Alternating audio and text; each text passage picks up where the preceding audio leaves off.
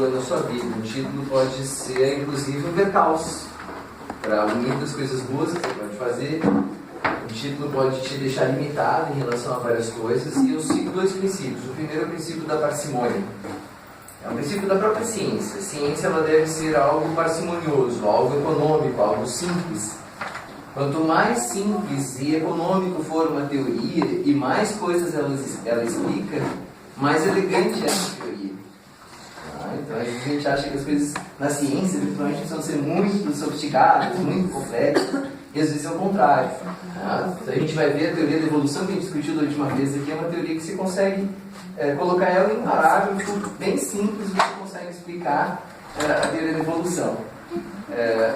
E por outro lado, são 160 anos de pesquisa, né? Uma parte que a gente sabe de DNA, de muitas doenças, como a gente discutiu hoje em dia, a gente sabe que a teoria evolutiva ajudou a gente a elucidar isso.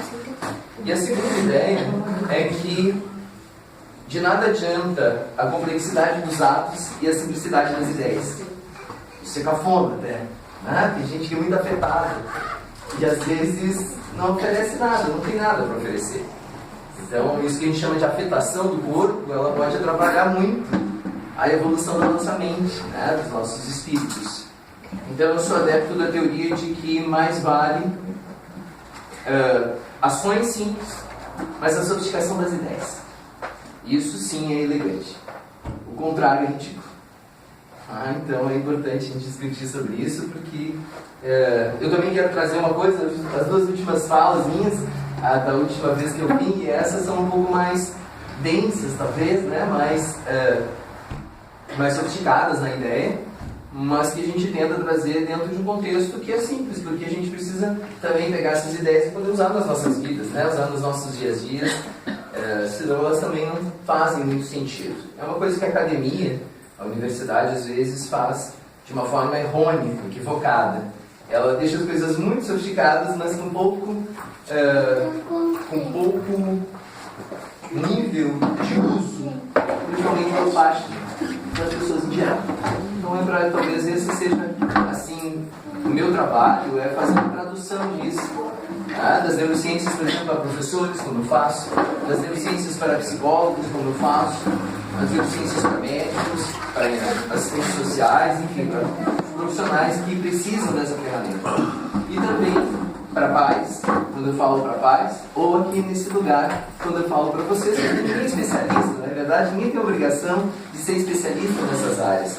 Mas a gente pode fazer muito uso dos conhecimentos que a gente já tem em neurociência, e uso para melhorar as nossas vidas. Então, vamos ver se a gente consegue fazer essa ideia hoje aqui juntos, do uso das neurociências para melhorar as nossas vidas. Então, isso aqui é uma célula nervosa, não vou entrar em muitos detalhes, mas é importante que ela tenha dendritos, são portas de entrada, de estimulação dessas células, não é? Todas essas portas de entrada, elas convergem para um único lugar, que é o corpo celular. Onde tem o DNA, o núcleo da célula, tem as várias organelas citoplasmáticas e várias estruturas que são próprias de uma célula em geral. E aqui em especial de uma célula nervosa. Esses estímulos que entram ou saem da célula para dizer que essa célula deve ir para frente, deve mandar informação adiante para o próximo neurônio, né? E a gente poder ter um raciocínio, por exemplo, ter uma emoção, pode ser então também uma informação negativa que diga para os neurônios assim: olha, fica quietinho, não manda informação de jeito nenhum para frente. Tem inclusive no tronco encefálico uma área, que é a área inibidora medular, que inibe a medula para que a gente, enquanto dorme, não fique se batendo. Então a gente sonha que está fazendo isso, aquilo outro, mas o nosso corpo fica quietinho. E tem uma área que inibe e não deixa a informação ir adiante na medula para que a gente possa mexer braços e nervos. Então, quando entra muitas cargas negativas, a célula fica inibida. Quando entra muitas cargas positivas, as células ficam ativadas e mandam informação para a próxima célula nervosa, enfim, para o próximo feixe de músculo, para a gente poder, ou para a próxima glândula, né, para a glândula poder liberar o seu conteúdo e assim por diante. E existe uma miríade de substâncias químicas, né, no lugar que a gente chama de fenda sináptica. Então, aqui são despejadas grandes concentrações de várias substâncias químicas. Muitas dessas vocês já ouviram falar, como a dopamina, por exemplo. A dopamina está relacionada ao sistema de recompensa, do sistema do prazer do cérebro. Então, diz para o nosso cérebro: olha, faça mais disso, que isso é legal, isso é bom. E aí vai lá para o sistema de recompensa e manda o resto do teu corpo todo, inclusive as tuas glândulas, produzirem fatores para te poder ir em direção ao próximo prato de comida, ou que tu vá dormir, ou que tu vá fazer aquela brincadeira que você gosta e assim por diante. Também a dopamina está responsável, por exemplo, pela motricidade fina, pelos nossos padrões motores finos. Então, quando eu escrevo, por exemplo, uma palavra, né? A palavra cachorro, olha, eu tenho uma motricidade fina. Quando eu falo, eu tenho uma motricidade fina envolvida nisso.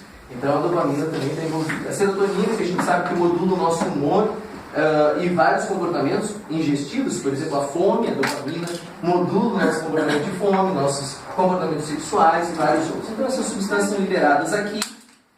E aqui elas abrem canais, portinhas de entrada dessa célula, que podem ser portinhas que permitem a entrada de informações positivas, íons positivos, por exemplo, o sódio ou o cálcio, não é? Mas às vezes essas substâncias que estão presentes aqui, elas abrem canais iônicos para a entrada de moléculas negativas, por exemplo, como é o cloro. O cloro é uma molécula, um átomo negativo, um íon carregado negativamente. O álcool faz isso. O álcool se liga indo em receptores, né, são como chavezinhas nas fechaduras, eu acho, é grosseiro, isso é metafórico, tá? Se tiver algum bioquímico aqui, me desculpe por isso, mas é grosseiro, né? Mas assim, a título da gente metafórico, para a gente compreender a ideia, o álcool, ele se liga numa chavezinha, numa fechadura, e abre um canal que permite a entrada de cloro, inibindo as células nervosas. Poxa, professor, mas quer dizer então que essa ideia que a gente fica inibido dos nossos corpos, das nossas mentes? Sim, ela o álcool é uma droga psicoinibitória. E toda vez que nós consumimos álcool, então, o que acontece é que a gente às vezes fica mais eufórico, não é verdade? A gente faz coisas que talvez não fizesse sem o álcool, porque na verdade, áreas, principalmente do córtex pré-frontal, essa área aqui que é do discernimento das nossas ações, ela fica inibida. Então eu não sinto a mesma vergonha, o mesmo nível de, como é que eu posso dizer assim, de censura, exatamente, moral, que eu teria sem o álcool. Por isso que o álcool é tão perigoso. O álcool também é perigoso no sentido de diminuir os nossos reflexos, não é verdade? Nossas atividades motoras e, portanto, o álcool e máquinas, como automóveis ou ainda outro tipo de máquina, não combinam porque nós temos menores reflexos, menores capacidade de reação, inclusive da nossa percepção em relação ao ambiente, as coisas ficam turvas, não é verdade? Vocês vão falar do álcool em relação a mais uma outra coisinha das memórias aqui, que o álcool ele realmente apaga a memória, não é brincadeira não. Bom, tem até uma síndrome, que é a síndrome de Korsakoff, que é a síndrome da amnésia alcoólica, em decorrência do uso abusivo de álcool, que as pessoas ficam realmente prejudicadas, principalmente nas áreas da memória, uma área especial da memória. Depois que essas informações então entraram, vamos fazer a brincadeira aqui dessa célula nervosa que a gente vai estimular ela. Então a gente vai liberar a dopamina vai abrir um canal iônico aqui que entra em íons positivos, certo? E vai mandar essa informação adiante. A primeira coisa que essa informação faz é estimular o nosso DNA. Então estimula o nosso DNA a produzir as coisas que aquela célula é especializada para produzir. Por exemplo, mais dopamina ou mais do sistema de neurotransmissão que a gente está trabalhando aqui. Então a primeira memória que a gente pode discutir é a memória genética. Eu também chamo de memória evolutiva porque elas estão combinadas nesse aspecto. A nossa memória genética, a gente recebe essa memória dos nossos pais e das nossas mães durante a fecundação. Nós não conseguimos alterar essa memória ao longo da nossa vida. A gente pode alterar a expressão dessa memória, a maneira como ela atua na nossa vida, a gente pode mudar. Mas a memória em si, o nosso material genético, que está dentro do núcleo, ele pode sofrer alterações também. Alterações em decorrência dos nossos estilos de vida, alterações, mas é uma outra célula que vai sofrer essa alteração, não a totalidade. A gente nasce com essa memória e a gente morre com uma memória semelhante. É claro que cada célula ela vai sofrer alteração nessa genética, e, portanto, essa alteração ela pode influenciar na maneira como nós somos, como nós nos comportamos. Então, nós não mudamos a genética, mas a maneira como cada uma das células se comporta a partir dessa genética, nós podemos mudar. Hoje se fala muito, inclusive, porque os DNAs, né, são grandes cadeias de uma fitinha dupla, não é verdade?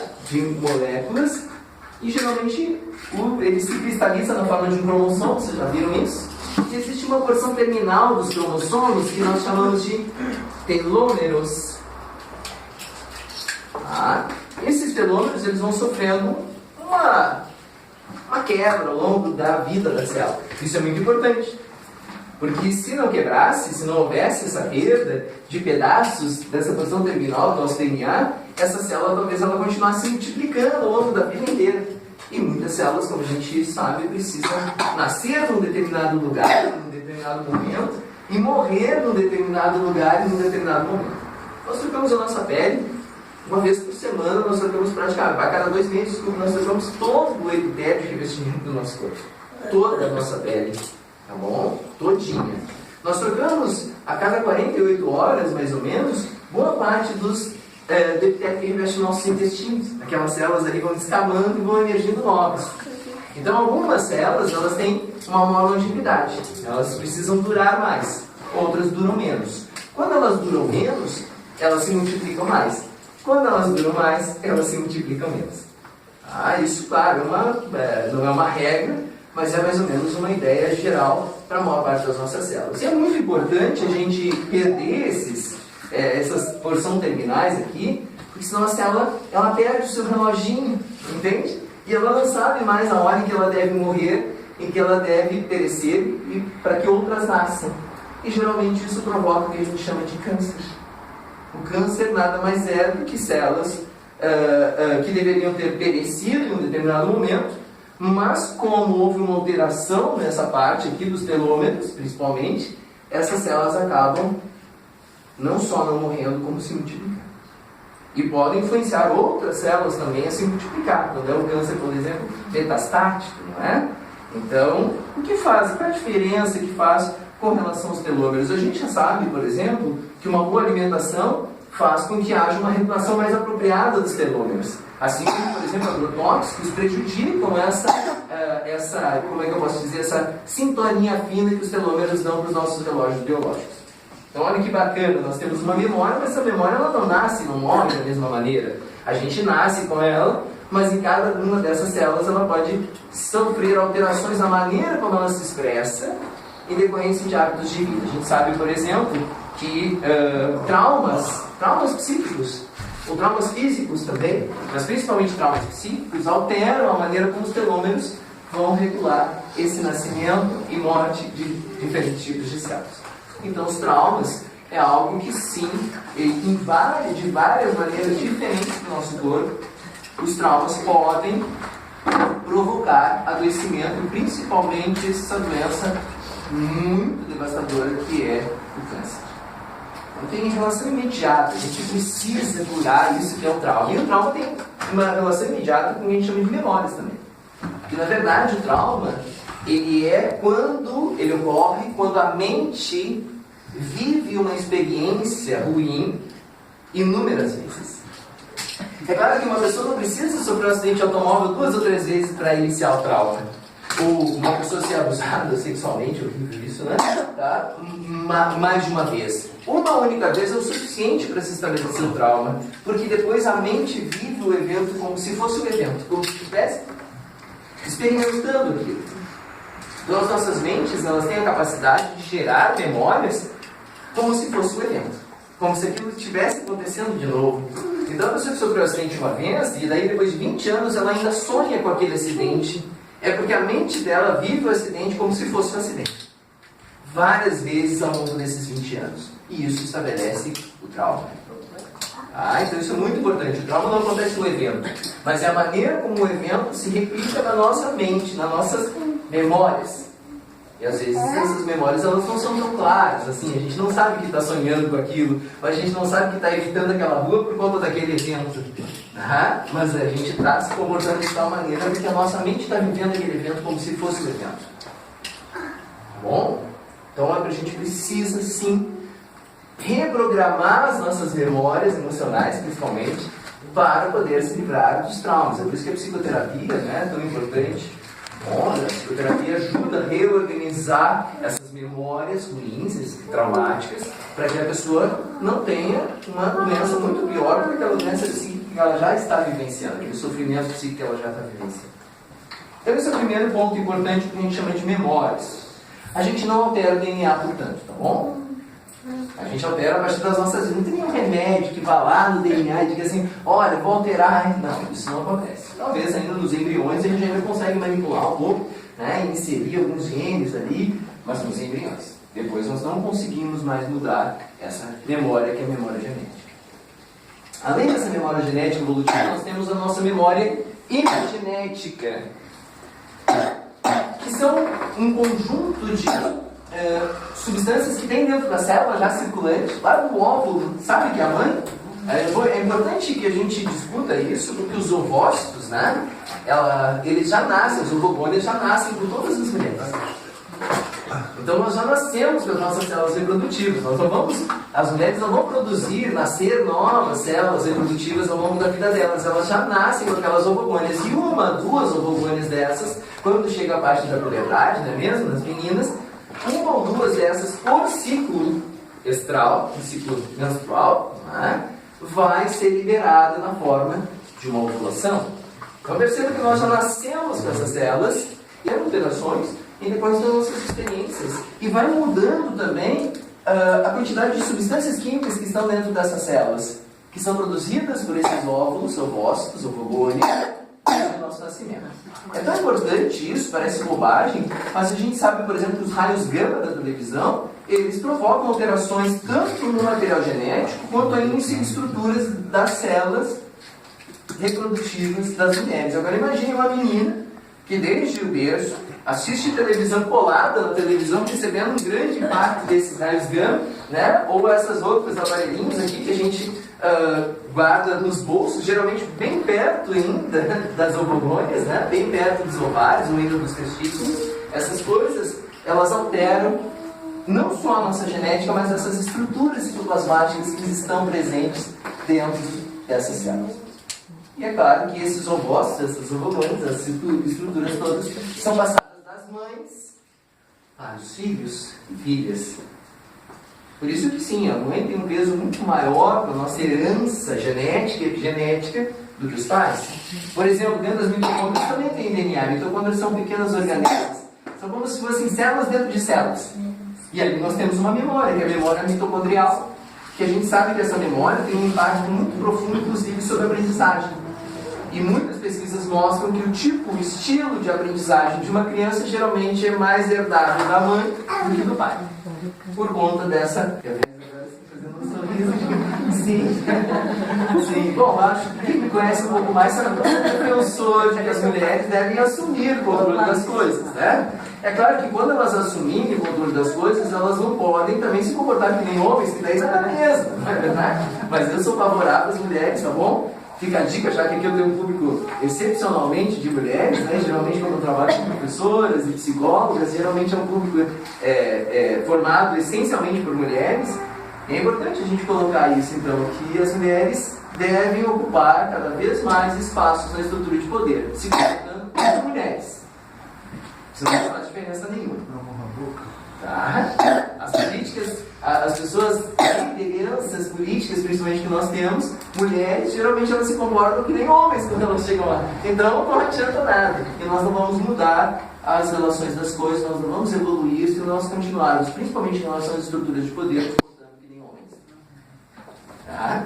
Homens também podem se comportar com mentes mais femininas quando chegam ao poder também. Isso é a nossa memória hormonal, que eu nem vou falar aqui. Porque, enfim. Bom, depois disso, então aqui é químico, né? Depois disso, precisa mandar essa informação lá para diante. Imagine que isso aqui é um axônio, o nome desse lugar aqui, que vai formar os nervos, que a gente chama, tá? Os feixes de fibras. Então esse corpo celular, esses dendritos, por exemplo, do nervo ciático, está dentro da medula espinhal.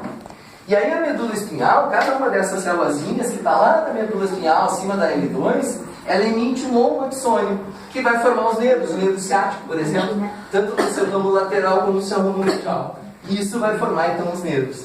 Então perceba, essa parte da célula está dentro da medula espinhal. E essa outra parte da célula vai se projetar até o pé. Olha que legal isso, uma única célula. Claro que ela é microscópica, mas ela é muito compridona, certo? E aí formam, não é um axônio, né? São vários axônios de várias células que estão lá que formam os nervos empacotados, feixes de fibras nervosas. Isso são os nervos, nesse caso é o nervo espinhal, né? Tem os nervos cranianos, da visão, da audição, de várias outras estruturas. Essa capinha aqui, esse axônio, ele é revestido por uma coisa que a gente chama de bainha de mielina. Tá? A bainha de mielina. Isso aqui tem tudo a ver com memória.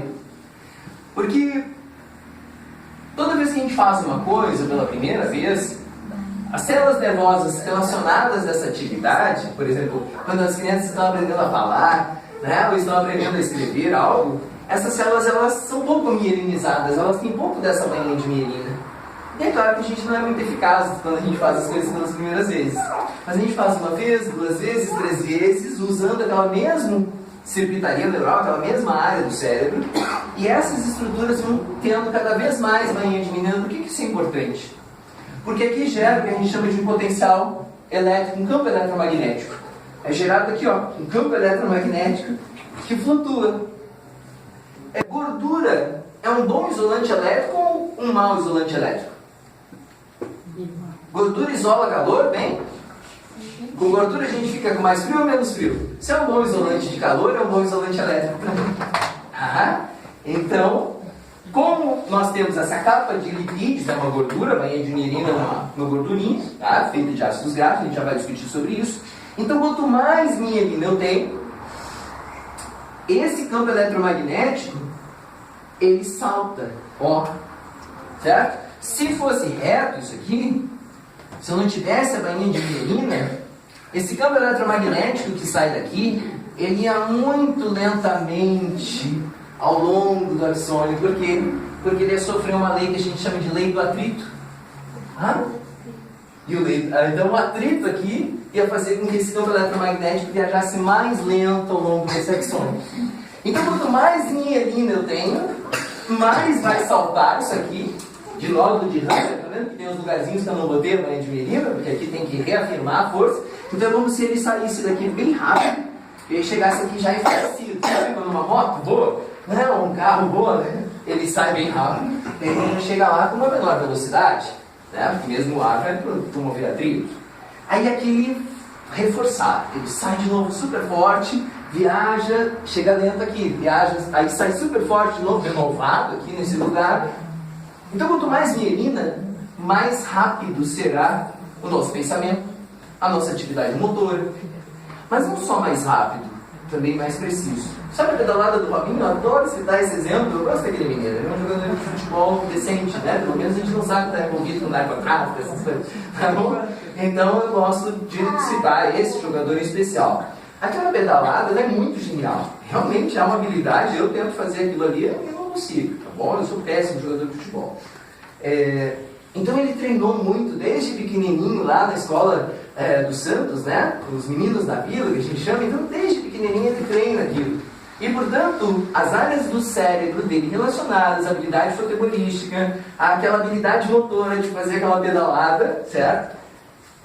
Como tem mais mielina pelo treino, tá vendo? Memória é treino, não existe atalho. Hoje estão vendendo, já tem até remédio aí para memória nos supermercados, quase supermercado, né? Na farmácia. Mas não existe ainda nenhum medicamento que realmente, olha, isso aqui vai melhorar a tua memória. Então não se iludam com essas promessas, tem que sentar a ponto e estudar mesmo, por várias vezes, tá? Depois eu vou dar umas dicas disso para vocês ali, de como iniciar uma coisa que às vezes a gente não está muito habituado. Então é um treino que vai aumentar essa bainha de mielina e fazer isso se tornar mais rápido. Eu vou falar então da memória motora para a gente rapidinho aqui, aproveitando esse gancho do Robinho, não é? Eu escrevi a palavra cachorro aqui. Existe um lugar no cérebro, um conjunto de núcleos, né, chamados núcleos da base. Bom, depois quem quiser ler mais, até depois eu vou dar o meu site para vocês, que daí tem um texto que fala um pouco sobre os núcleos da base. Essa área do cérebro é relacionada aos nossos automatismos motores. Vocês acham que eu falo rápido e articulado? Vocês acham que eu tenho dificuldade em falar? Como é que vocês percebem? Eu falo rápido, né? E bem articulado. Eu não preciso pensar para falar. Porque as áreas do cérebro, no caso os núcleos da base relacionados à fala, como eu sou professor, e eu treino isso desde jovem, sou professor desde meus 17 anos, eu treino isso há muito tempo. Então as minhas células relacionadas à fala são muito mielinizadas. Poxa, o cara nem fala, ele nem pensa para falar? Sim, porque eu não preciso, porque está tudo automatizado. A linguagem está automatizada na minha cabeça e a oralidade está automatizada. Está vendo que eu estou usando essa palavra? Ó? Automatizada. Tá bom? Que não precisa de maiores elaborações, de várias áreas do cérebro. Eu já automatizei aquilo. Para dirigir, no início a gente vai aprender a dirigir, né? Aí tem que olhar, às vezes, até para passar a marcha. Aí esquece os pedais, não sabe qual é o pedal certo, se atrapalha um pouco. Até que você treina aquilo bastante e chega um momento que você automatiza aquilo. Você já faz sem pensar, você consegue conversar e olhar outras coisas, às vezes escutar uma música, às vezes até se emocionar no trânsito enquanto faz alguma coisa, recebe uma notícia, pensa alguma coisa e continua dirigindo automatizado. Então tem os núcleos da base do hemisfério direito, que controlam o lado esquerdo do corpo, e os núcleos da base do hemisfério esquerdo, que controla o lado direito do corpo. Eu escrevo com a mão direita. Eu não sou eu sou destro. Então eu vou escrever, olha só como é uma célula bastante minimizada para a escrita. Cachorro, eu escrevi bem rápido. Vocês viram? Eu vou escrever de novo então para a gente poder. Ó, tá bonitinho também, né? A letra, né? Tá? Agora eu vou escrever com a minha mão esquerda, controlada pelos meus gânglios basais, núcleos da base do hemisfério direito, que não são muito mielinizados. Vou ter até que me posicionar diferente. Ele vai escrever.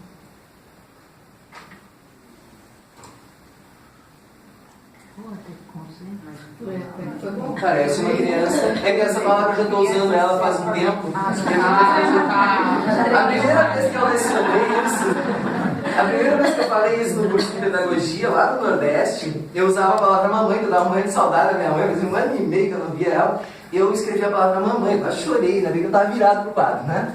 E aí depois eu me tornei tão expert em escrever a palavra mamãe com a mão esquerda que eu tive que trocar a palavra. Cachorro é uma palavra cheia de desenhos difíceis, né? Tem o CH, então é uma palavra que não parece uma criança aprendendo a escrever na escola. Por isso que é muito importante durante a aprendizagem de habilidades, qualquer habilidade, a repetição, tá? Por isso os cadernos de caligrafia não tão importantes, por isso que várias técnicas como as cartilhas que eram utilizadas ultimamente, hoje não são mais utilizadas, né? Enfim, tem várias questões sobre isso, são importantes para as crianças repetirem os padrões motores daquelas letras, daquelas palavras, daqueles símbolos, até que elas possam automatizar isso e aí elas são alfabetizadas. Aí o cérebro delas pode gastar energia com outras coisas, como aprender textos mais bonitos, mais bacanas, diferentes estilos de escrita e assim por diante. Tá? Por isso o treino é fundamental. Quem tem criança em casa, na idade escolar, precisa fazer com que as suas crianças, até porque hoje nós temos um problema sério educacional no nosso país, está sendo o maior problema e da origem a todos os problemas, né? Então é importante sim que faça os deveres, que o pai e a mãe assistam os deveres para que essas memórias possam se tornar mais sofisticadas. Entenderam a ideia de uma coisa ser mais mielinizada ou menos mielinizada? E isso não serve só para escrever, ou para falar, ou para jogar futebol, isso serve para qualquer coisa. Nós também automatizamos respostas que são respostas emocionais. As nossas memórias emocionais, elas também são automatizadas. Então, se você aprende a resolver as coisas sempre de uma forma agressiva, talvez você minimize as suas células das áreas das emoções do teu cérebro para sempre resolver as coisas com agressividade, com violência. Ao passo que se você aprender, né, a sempre responder a questões emocionais com calma, com tranquilidade, você vai automatizar essas respostas e sempre que você tiver um problema, você vai responder aquele problema daquela forma calma, tranquila, sem maiores agressividades. Então, perceba, não são só as questões motoras que a gente automatiza. As questões emocionais, as questões de sentimento, nós também automatizamos. Tanto é que eu sempre alerto as pessoas, principalmente assim, pessoas mais velhas que já cuidaram das famílias, né, cuidaram dos filhos, e aí elas elas deram tanto, elas oferecem tanto para aqueles filhos, depois para aqueles netos, para aquelas noras, para aqueles genros, para aqueles sobrinhos, para todo mundo, e elas não são acostumadas a receber cuidado. E aí chega um momento em que elas estão mais de idade, né? Então já a gente perde as forças. Eu tenho 42 anos, eu já vejo que eu não tenho a mesma potência para estudar uma madrugada inteira e no outro dia ir trabalhar. Eu já tenho uma coisa mais devagar, porque eu já tenho um declínio cognitivo que é próprio da minha idade. E olha, eu estou falando, eu tenho 42 anos. Dentro da classificação, sou um adulto jovem. Bonito isso, né? Então eu sou um adulto jovem, interessante isso. Mas vocês entendem que mesmo para um adulto jovem já existe um processo de declínio? Tá? As pessoas ficam mais velhas, elas não estão mais acostumadas. Eu fui na casa de uma tia minha, e eu lembro que ela me ajudou muito na faculdade, inclusive, ela sempre me dava um dinheirinho, e me ajudava, me lavava minhas roupas e tudo mais. Eu fui visitar ela recentemente, fui lá com a minha família, né? E no final, assim, quando eu estava indo embora, no domingo à tarde, ela chegou no quarto, que a gente foi ter aquela última conversa que a gente tem, e ela disse assim: não tenho nenhum dinheirinho aqui para te dar conselho, sabe? Porque provavelmente eu tenho muito mais do que ela. E ela queria, mas tia, por que você haveria de me dar algum dinheirinho, né? Para eu ter? Porque a gente sempre fez isso. Não, agora é a tua vez de receber. Agora tu tem que começar a te acostumar, porque ela também tem 2 filhas, né? E tu tem que começar a te acostumar a receber das pessoas. Tá vendo como a gente automatiza hábitos de uma maneira bastante ruim também, né? Que às vezes a gente acha que é muito bom, nossa, eu ajudo todo mundo, mas daí não sabe ser ajudado. E às vezes para as pessoas que foram ajudadas muito tempo, eu me coloco no lugar como agora o sobrinho da minha tia, que era muito bondosa, às vezes as pessoas também chegam no momento em que elas gostariam de fazer alguma coisa. Eu gostaria de fazer alguma coisa para os meus pais, para os meus avós, mas os pais e os avós precisam deixar que as pessoas façam coisas para elas, abrir espaço para isso, tá bom? Então, só para a gente discutir que as nossas memórias, elas são muito perigosas, porque a gente pode automatizar padrões, inclusive emocionais, tá bom? De uma maneira muito deletéria para nós mesmos, ou para as pessoas que estão ao nosso redor. Muito cuidado com as emoções que vocês automatizam, com os padrões de resposta e até de recompensa do mundo que vocês automatizam. Meu filho, sempre foi assim a política, né? A gente não escuta isso dos mais idosos. Sim, sempre foi assim, então, automatizada a política. A gente só vai conseguir mudar isso se nós conseguirmos, principalmente adultos, conseguirmos dar uma desmineralizada. Não vou mais usar essa circuitaria neural, vou usar uma outra agora. Tá? Essa é a ideia. Tem aplicações nutricionais muito importantes aqui. Muito importantes. A primeira delas é que isso aqui é formado por ácidos graxos, em especial o ômega 3. Tá? Então, a adição de ômega 3 na dieta é fundamental para o estabelecimento de novas memórias. Certo? Onde é que tem? Nos peixes, né? Tem na carne também, em geral, nos grãos, nas castanhas. É claro que castanha, grãos, sementes, você tem que consumir uma grande quantidade para poder realmente nutrir o teu cérebro com isso. Ovos têm uma grande concentração de ômega 3, desde que sejam ovos de galinhas que ciscam, ovos de galinhas criadas forrageando, não ovos de ração, e a ração ela é feita com soja, principalmente milho, né? Arroz, trigo, principalmente a soja e o milho. E esses grãos são muito pobres em ômega 3. Eles são pobres justamente porque eles já são selecionados artificialmente para produzir mais, mas ter menos nutrientes. Porque, por exemplo, o milho andino, que é uma espiguinha desse tamanho aqui, tá um grãozinho de milho desse tamanho, o milho andino tem uma grande concentração de ômega 3. O milho selvagem que a gente chama, tá? É a mais selvagem. O milho esse já modificado, já selecionado, não precisa nem ser modificado geneticamente. Só a seleção artificial que a gente fez para esse milho se tornar mais produtivo já fez com que ele se tornasse mais pobre no ômega 3.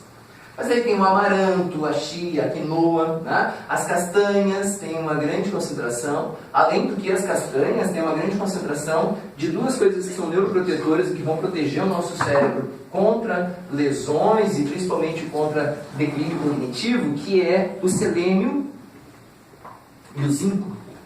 Tá?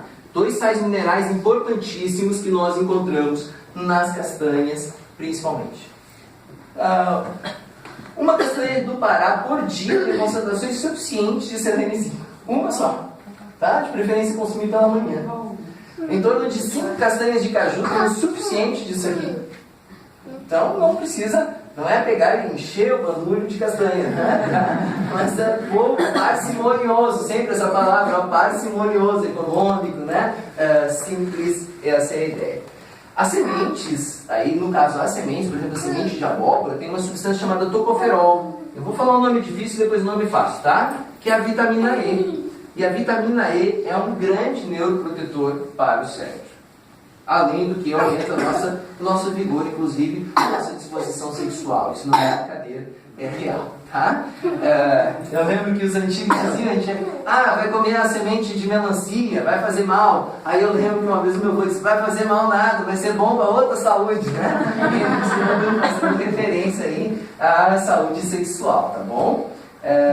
Então os antigos tinham ditos, né? Que semente de melancia, de abóbora, muito bom, riquíssima semente de abóbora e vitamina E. Além disso, o ômega 3 ele é composto de vitamina B12, desculpe, tá? A cianocobalamina. Vitamina B12, ela não tem comida que tem vitamina B12. Mas tem comida que tem uma coisa que é o precursor da vitamina B12, que é o cobalto. O cobalto é um sal mineral que no nosso intestino, graças à nossa flora intestinal, é convertida na vitamina B12. E a vitamina B12 é um dos principais constituintes da bainha de milho. É importantíssimo, o consumo está muito estressado, tá? É importantíssimo porque o estresse tem efeitos deletérios muito grandes na memória. Então, se tu estás estressado, tem que aumentar o consumo de folhas verdes, de verde intenso, brócolis, rúcula, tá? Couve, que essas hortaliças têm uma grande concentração de cobalto, que na tua flora intestinal, tá? Aquelas bactérias que vivem no nosso intestino, vão converter isso, e aí vai diminuir os efeitos deletérios do estresse. Quanto mais açúcares de cadeia curta a gente come, né? Os açúcares simples, como é o açúcar refinado, as farinhas brancas, mais efeitos deletérios tem sobre a memória. Então não existe memória com esse tipo de açúcar. Quem consome muitos doces, essas doçuras com esses açúcares, geralmente vai ter problemas deletérios na memória. Além do que vai aumentar a sensação do estresse. Eu vou dar um exemplo para as mulheres de novo aqui com a TPM, né? Está irritado, vai lá, come uma barra de chocolate. Aí aquela barra de chocolate, aqui o pico glicêmico, né? Chocolate, aqueles ao leite, que é só açúcar, tem 2% de cacau ali, não esquece, tá bom? Não tem cacau nenhum. O que acontece? Lá naquele açúcar tem um pico glicêmico, ó. Aqui estão as tuas necessidades, e aqui está o pico de glicemia. Isso aqui dá um açúcar gigantesco, tá? Te provoca estresse. A maior parte disso vai ser absorvido e armazenado na forma de triglicerídeos na nossa hipodérmica, vão ficar mais gordinho, tá? Mais estressado e vai ter déficit de memória. Um açúcar de cadeia longa, né? O açúcar que tem nas plantas, principalmente nas frutas, essa glicemia ela vai ser lenta, ó. Então, você tem a disposição de energia apenas na medida que você vai utilizar essa energia. E isso é muito bom, primeiro porque não tem essas reservas horrorosas, né? De triglicerídeos, que são ruins para a saúde, mas mais porque o período de saciação, olha só, é maior.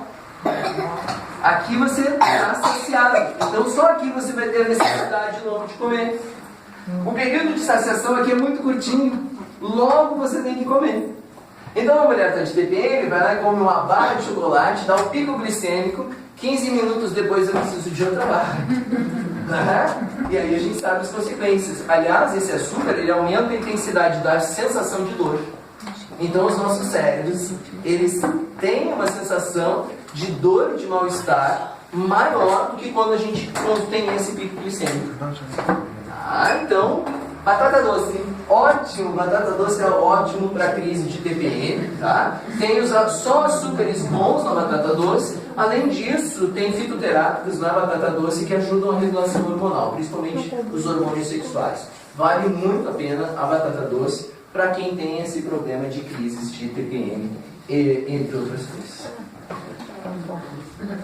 só para mostrar para vocês alguns efeitos, né? A vitamina D também é importante, porque a vitamina D, assim como a vitamina D faz com que o cálcio se acumule nos ossos, a vitamina D faz com que o ômega 3 impregne aqui, ó. Tá? Então a vitamina D é muito importante para esse sistema de neurotransmissão da memória e dos nossos hábitos e de uma maneira geral da neurotransmissão.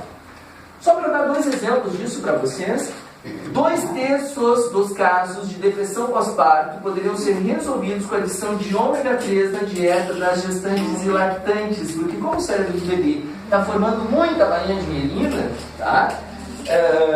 Ele vai tirar isso de algum lugar. Então, durante a gestação vai tirar via placenta e depois durante a lactação via leite materno. Se a mãe não fizer uma reposição dietética disso, ela vai perder o ômega 3 do cérebro. E o cérebro é uma estrutura ecológica, econômica. Não dá para tirar das áreas da atenção, das áreas motoras. Vai tirar de onde? Das áreas das emoções. Primeiro lugar que perde o ômega 3 são as áreas relacionadas ao controle e regulação das nossas emoções. E por isso que hoje há muitos obstetras, muitos ginecologistas, eles estão mais espertos para isso e receitando, inclusive, né, às vezes se não tem uma dieta adequada, receitando mesmo a suplementação de ômega 3 para evitar a depressão pós-parto. A mesma coisa acontece com a vitamina D. Bom, vamos voltar um pouquinho aqui na nossa memória emocional, só para discutir sobre ela. A nossa memória emocional, ela é particularmente importante porque ela já está, as estruturas do cérebro são as amígdalas, não são essas aqui, tá? Isso aqui são tonsilas palatinas e tonsilas linguais. As amígdalas, é que a amígdala é a amêndoa do latim. Então toda estrutura que tem o formato de amêndoa, até a Idade Média, era chamada de amígdala. Mas hoje amígdalas são só 2 núcleos do cérebro, tá? 2 áreas do cérebro relacionadas ao controle das emoções, principalmente da medo, da raiva e da dor. Então são emoções bastante... A amígdala, ela já está formada no cérebro, no 6º mês gestacional. Sim, então, as nossas experiências, as experiências que as nossas mães têm durante a nossa gestação, são experiências que impactam diretamente na formação das nossas memórias emocionais. Esse tipo de memória não é uma memória que a gente tenha consciência delas, tá? Não é que nem as coisas que eu estou falando aqui, que é uma memória de dados, né? É uma memória semântica, isso aqui que eu estou falando para vocês. É uma memória do conteúdo, de neurociências, que eu estou fazendo uma tradução para vocês. Então isso aqui é um tipo de memória diferente, outras áreas do cérebro, inclusive. Essa memória semântica, essa memória autobiográfica, é uma memória consciente, explicitável, eu consigo explicitar ela, declarar como ela é para vocês. As nossas memórias emocionais, elas são inconscientes, elas não são explicitáveis, não são declaradas, eu não consigo explicar sobre aquilo. Vou dar um exemplo para vocês de um menino que tinha muito medo de cachorro. Ninguém nunca tinha sofrido nenhum acidente, mas tinha fobia de cachorro. E aí um dia, fazendo uma anamnese com a mãe revelou que tinha sido, tomou um susto, uma pequena mordidinha de um pequenês, sabe aqueles cachorrinhos, né? E ela, quando estava grávida dessa criança. E aí você conseguiu fazer a relação do medo por cachorro, que a criança nunca tinha sofrido nenhum acidente, com o acidente que a mãe havia sofrido. Então é muito comum, eu fiz esse experimento com meu filho, né, quando ele era pequeno. Eu fiz uma sessão de Jorge Benjor, várias sessões, durante o último trimestre gestacional, e depois eu guardei, isso já foi de propósito, um cientista, né? E depois eu guardei os meus CDs e pendrives com Jorge Benjor. Quando chegou no 6º mês pós-natal do meu filho, a gente usa o medidor de resposta galvânica, que forma tipo, né, uma resposta assim num papel, mas eu não tinha um medidor de resposta galvânica na minha casa, né?